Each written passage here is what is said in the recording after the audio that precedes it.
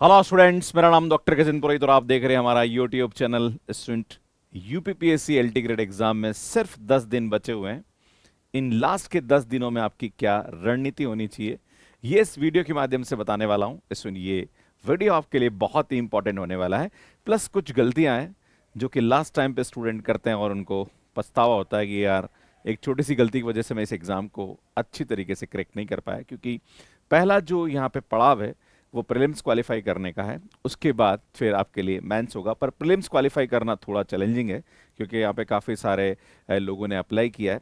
तो काफ़ी अगर आप अच्छा स्कोर करते हो तो आप कुछ गिने चुने लोगों में आ सकते हो जहाँ पर आपको मेंस एग्जाम यहाँ पे देना पड़ेगा। तो स्टूडेंट, मैं आपको बताऊंगा कि क्या क्या बातों का आप ध्यान रखें इन लास्ट 10 दिनों में, सो दैट कि आप इस एग्जाम को अच्छे मार्क्स के साथ क्वालिफाई कर पाएं। स्टूडेंट, शुरू करते हैं। सो बात करेंगे सबसे पहले एग्जाम पैटर्न। तो आप सभी को पता ही है कि जो प्रीलिम्स एग्जाम है उसका जो टाइम ड्यूरेशन है वो 2 घंटा है। एग्जाम में आपको 150 क्वेश्चन मिलेंगे और स्टूडेंट यहाँ पे जो 30 क्वेश्चन है वो जीके के रहेंगे और 120 क्वेश्चन जो है वो आपके सब्जेक्ट के होने वाले हैं। मार्क्स की बात करी जाए तो 150 मार्क्स है, यहाँ पे नेगेटिव मार्किंग भी होने वाली है। अगर आपके मन में ये सवाल उठता है कि सर कितना यहाँ पे सेफ स्कोर रहेगा, तो मैं आपको बार बार बोलता हूँ कि 50% प्लस का टारगेट लेके चलिए कि जो भी एग्जाम हो रहा है उसका 50% से ऊपर आप मार्क्स लेके आ रहे हो तो आपके क्वालिफाई होने के चांसेस यहाँ पे बनते हैं। अंतिम 10 दिनों की रणनीति आपकी क्या होनी चाहिए? स्टूडेंट, नया टॉपिक बिल्कुल भी शुरू ना करें। जितना भी आपने पढ़ लिया उसको बेहतर करने की कोशिश करें। ऐसा नहीं कि मेरा फ्रेंड भी इस एग्जाम की तैयारी कर रहा है, वो ये टॉपिक पढ़ रहा है, यार मैंने ये टॉपिक नहीं पढ़ा, या मैंने ये टेस्ट सीरीज नहीं लगाई, या वो सर ये कुछ नया पढ़ा रहे हैं, ये सर कुछ पढ़ा रहे हैं। लास्ट में आपको किसी को नहीं देखना है। जिस भी एजुकेटर को फॉलो किया है बस आप उसको ढंग से करने की कोशिश करिए।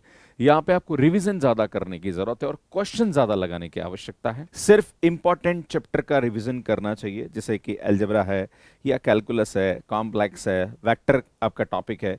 तो ये जो इंपॉर्टेंट टॉपिक है, स्टैटिस्टिक्स एंड प्रोबेबिलिटी है, तो जो भी इंपॉर्टेंट टॉपिक है इस सभी का आपको फार्मूला रिवीजन करना चाहिए। क्योंकि अल्टीमेटली आपको सबसे बड़ी बात ध्यान रखने की है कि भैया समय कम मिल रहा है।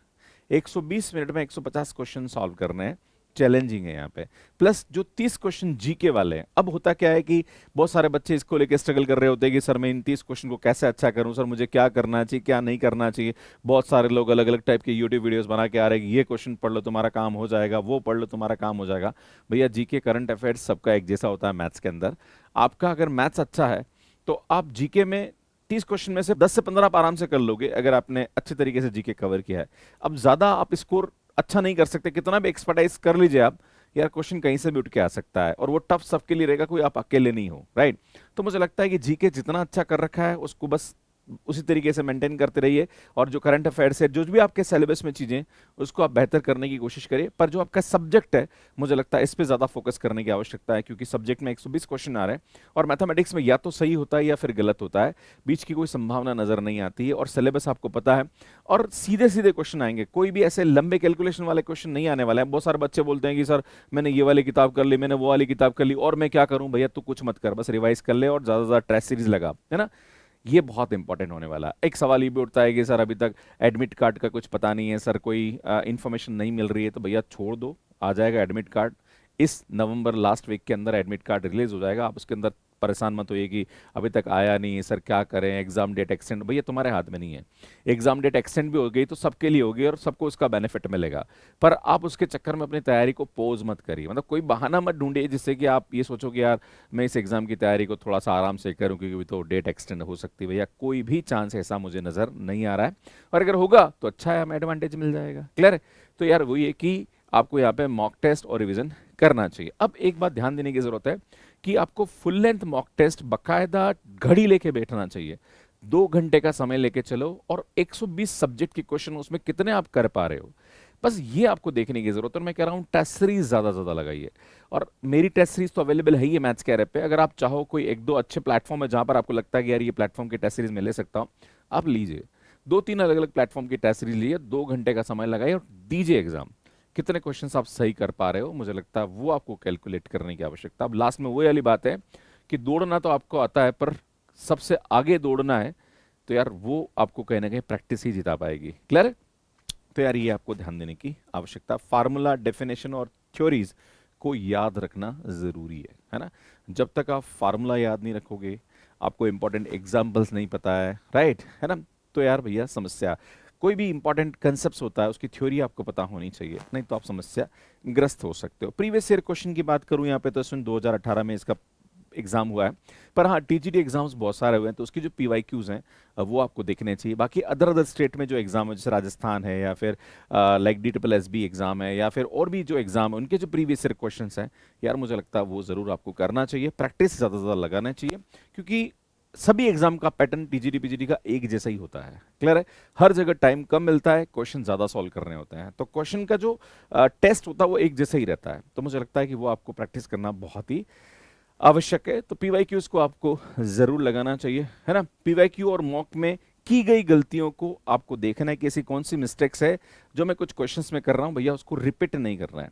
हम लोग क्या करते हैं कि जो हम गलतियां कर रहे होते हैं वो कहीं ना कहीं रिपीट कर रहे होते हैं। एक सवाल और उठता है कि सर मैं मॉक टेस्ट देता हूं तो मैं डीमोटिवेट हो जाता हूं, सर है ना क्वेश्चंस गलत होते हैं, सर मैं क्या करूं समझ में नहीं आ रहा है, सर है ना मेरे को 120 क्वेश्चन करने होते पर मैं 70 ही कर पाता हूं, मैं 60 ही कर पाता हूं, उसमें मेरे कुछ 2 3 4 गलत हो जाते हैं, सर मैं क्या करूं, मैं बहुत डीमोटिवेट हो रहा हूं, फ्रस्ट्रेशन आ रहा है, सर समझ में नहीं आ रहा मेरा सिलेक्शन होगा कि नहीं होगा, पढ़ तो लिया पर सर चीज़ें याद नहीं हो रही, सर मैं भूलता जा रहा हूँ। ये सिम्टम्स है, ये जो बंदा मेहनत करता है उसके ऐसे भाव आते हैं, और ये आपको भी आएगा। एग्जाम से पहले आपको ऐसा लगेगा कि मुझे कुछ याद नहीं आ रहा, मैं सब भूल गया हूँ, तो परेशान मत होइए, आपके साथ नहीं हो रहा है, ये सबके साथ हो रहा है। तो स्टूडेंट आपको यहाँ पे सिर्फ अपने कर्म पे ध्यान देना है, यार आपको फार्मूला याद है, आपके कंसेप्ट याद है, आप मॉक टेस्ट लगा रहे हो, लाइक कंसेप्ट अप्लाई करते जाइए और उसको लर्न करते जाइए, और डेली बेसिस पे रिवीजन ज़्यादा इंपॉर्टेंट है।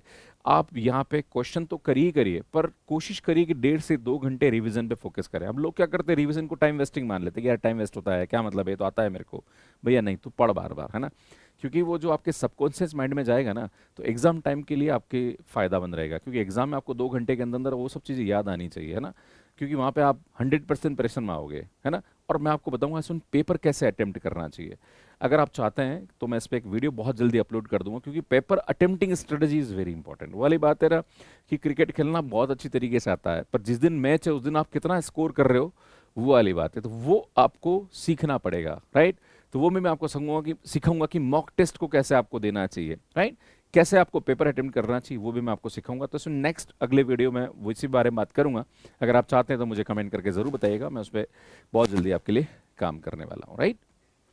लास्ट दिन सिर्फ शॉर्ट नोट्स और हाइलाइट्स देखना चाहिए, है ना। सुन लास्ट टाइम जैसे एग्जाम के 10 दिन बचे, मान लीजिए 5 6 दिन बचे हैं, भैया कुछ भी किताब मत खोलो, साइड में किताब को जो भी आपने किताब से जो निचोड़ निकाला है ना, बस उस निचोड़ पे काम करने की आवश्यकता है, और क्वेश्चंस लगाने की जरूरत है, राइट, है ना, क्वेश्चंस लगाइए आप।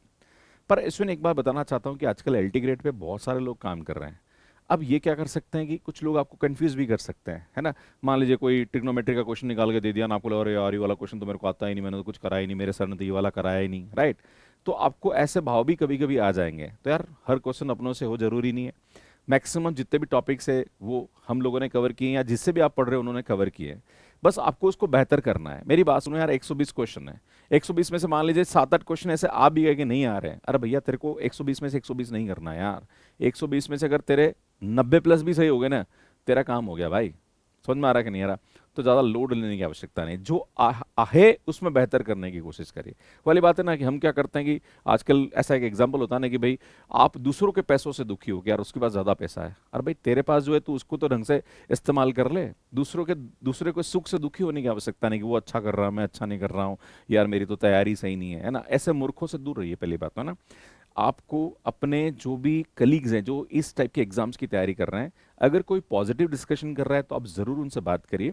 पर अगर कहीं भी नेगेटिव डिस्कशन हो रहा है कि यार टेस्ट सीरीज मैंने लगाई नहीं, मेरे ये नहीं पढ़ा, मेरे को ये वाला टॉपिक नहीं आता, मेरे को एक कोई ऐसे रोने धोने वाले बहुत सारे होते हैं, तो आप ऐसे रोने धोने वाले से थोड़ा सा दूर रहिए, क्योंकि आपका सकारात्मक होना आवश्यक है। वाली बात है कि युद्ध जीतने के लिए पॉजिटिव माइंडसेट का होना आवश्यक है। अगर आप अंदर से पहले हार गए तो मुझे लगता है बाहर से आप जीतना असंभव है। तो हमेशा एग्जाम जो होता है उसके लिए आपका पॉजिटिव माइंडसेट होना आवश्यक है। अगर आपका माइंडसेट पॉजिटिव नहीं है तो यार भैया फिर तो कोई आपको नहीं जीता सकता है। तो हमेशा ऐसे लोगों से दूर रहिए। अपने परिवार के लोग जो अच्छे मित्र हैं, जो इस एग्जाम की तैयारी नहीं कर रहे हैं, अगर आप बात करने की इच्छा है तो ऐसे लोगों से करिए, थोड़ी हंसी मजाक, थोड़ा सा एक अच्छा माहौल बनाइए, सो दैट कि आपको एक अंदर से इनर मोटिवेशन डेवलप हो, है ना। Inner motivation is very important. Clear है, ये लास्ट टाइम में सबसे बड़ी बात यही रहेगी। हम क्या करते हैं पता है, बच्चों को डिमोटिवेशन क्यों होता है एग्जाम की तैयारी करते हो, है ना। जब भी मैं करा रहा होता हूँ क्वेश्चन को, तो बच्चा बोलता है सर मैं डिमोटिवेट हो रहा हूँ। जब मैं उसको बोलता हूँ चल एक काम करना, पर्सनली मेरे से बात कर, मैं बताता हूँ क्या इशू आ रहा है। जब बच्चा मुझे पर्सनली कॉल करके बात करता, मैंने क्यों डिमोटिवेशन आ रहा है? सर मेरे फ्रेंड्स वो अच्छा स्कोर कर रहे हैं, सर मैं अच्छा नहीं कर पा रहा हूँ, सर मेरे फ्रेंड्स ने ये टॉपिक पढ़ लिया, सर मैंने नहीं पढ़ा, सर मेरे फ्रेंड्स को तो ये आता है, सर मुझे ये नहीं आता है, सर मैंने कुछ बच्चों का IIT में सिलेक्शन हुआ, वहाँ पे सिलेक्शन हुआ, सर वो अच्छा कर रहे हैं, सर उन्होंने ऐसे ऐसे किया था, मैंने तो ऐसा नहीं किया। पता है वो अपनी तैयारी से दुखी नहीं है, वो दूसरों की कहानियां सुन के दुखी है। इसलिए हमेशा कहानियों से दुखी होना बंद हो रही है ना। वो वाली बात है ना कि अगर 3-4 घर है वहाँ पे, और अगर आपके आसपास के घर में लाइटें बंद है, तो यार आपको उस लाइट बंद होने का दुख नहीं, क्योंकि यार सबकी बंद है तो आपकी बंद है। पर समस्या, फ्रस्ट्रेशन कब आता है, दुख कब होता है, जब सिर्फ आपकी बंद है और उनकी चल रही है, तो आपको लगता है यार मेरी क्यों बंद है। क्लियर है? तो ये समस्या कहीं ना कहीं होती है जब हम कंपैरिजन करना स्टार्ट करते हैं, तो वहाँ पे दुख आता है। इसलिए कंपैरिजन करना बंद करिए, दूसरों की तैयारियां देखना बंद करिए, है ना। ऐसे आपके स्कूल में भी बहुत सारे फ्रेंड्स होंगे, आपके कॉलेज में भी बहुत सारे फ्रेंड्स होंगे जो शो ऑफ ज़्यादा करते होंगे, मेरे को ये आता, मैं ये कर लूँ, मैं वो कर लूँ। और जब एग्जाम की बात आती तब वो कहाँ पे स्टैंड करते हैं वो आपको ही पता है, और मुझे ही पता है। ऐसे हमारे साथ भी बहुत सारे मित्र थे। तो आपको दूसरों के तैयारी को लेके आपको अपने तैयारी को कंपेयर नहीं करना है ना। एग्जाम के दिन कौन कितना अच्छा करता है वो वाली बात है। अगर कोई बाई चांस गली क्रिकेट खेल रहा है और उसके अंदर छक्के चौके लगा रहा है, इसका मतलब ये नहीं कि वो मैच में अच्छा खेल लेगा। भाई जिस दिन मैच हो रहा है उस दिन कौन अच्छा स्कोर करता है वो ज़्यादा इंपॉर्टेंट है, राइट। तो हमेशा ये माइंडसेट के साथ आपको करना है। तो सबसे पहला और मोस्ट इंपॉर्टेंट बात यही है कि मॉक टेस्ट ज़्यादा लगाना है, रिवीजन ज़्यादा करना है, एंड स्टूडेंट लास्ट टाइम पे कोई भी नया टॉपिक शुरू नहीं करना है। एंड जो भी मॉक टेस्ट लगा उसको टाइम के साथ देखिए कि 120 क्वेश्चन अगर आप मैथ्स के आ रहे हैं तो वो कितने टाइम में आप सॉल्व कर पा रहे हैं।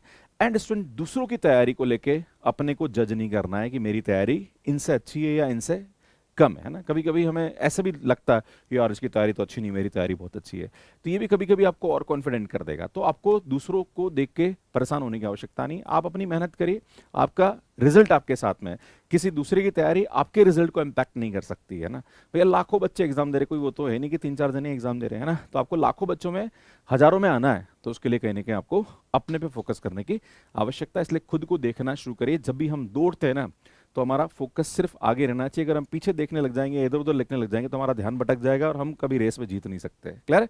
तो यार ये आपको समझने की आवश्यकता है। बाकी स्टूडेंट यार अगर आप टेस्ट सीरीज लेना चाह रहे हैं तो 399 में आपको मिल जाएगी। काफ़ी अच्छे क्वेश्चन है यार, 399 रुपये कोई बड़ा गेम नहीं भैया। लो ऐसी 2-3 टेस्ट सीरीज लो और दो, है ना। जितना ज़्यादा दोगे उतना अच्छा है। क्लियर है? बाकी यार अगर आप चाहते हैं हमारे साथ GAC की तैयारी तो सुन 299 में हमारा कोर्स मिल जाएगा। बाकी RPSC first grade second grade pay भी मैथ्स करके कोर्सेज अवेलेबल है। एंड सुन उड़ान बैच उत्तराखंड एंड DSSB के लिए अवेलेबल है, आप ले सकते हैं। बाकी हमारी बुक्स है जो कि RPSC first grade second grade के लिए अवेलेबल है। अगर आप टू डू लिस्ट चाहते हैं तो सुन हमारी जो वेबसाइट है www.mathscare.com पे आपको मिल जाएगा। एंड स्टूडेंट यहाँ पे ये हमारे यूट्यूब चैनल है, काफ़ी अच्छा काम आपके लिए कर रहा हूँ और कर चुका हूँ। ये थर्ड वाला जो चैनल है इसे आप सब्सक्राइब कर लीजिए। यहाँ पे हम काफ़ी अच्छा कंटेंट आपके लिए अपलोड करते रहते हैं। सुनिए हमारा मैथ्स केयर ऐप है जो कि एंड्रॉइड एंड iOS पे अवेलेबल है। कैसे मैथ्स केयर ऐप पे सब्सक्रिप्शन लेना, इसका वीडियो आप यहाँ पे जाके देख सकते हैं। स्टूडेंट अगर आप LT ग्रेड से रिलेटेड और भी कुछ जानकारी चाहते हैं या हमारी जो रिकॉर्डेड लाइव क्लासेस जो होती है वो अगर चाहते हैं तो उसकी पूरी प्लेलिस्ट आपको यहाँ जाके मिल जाएगी। यहाँ पे जाके चैनल को सब्सक्राइब कर सकते हैं। आप सभी का बहुत बहुत धन्यवाद। Thank you, bye bye.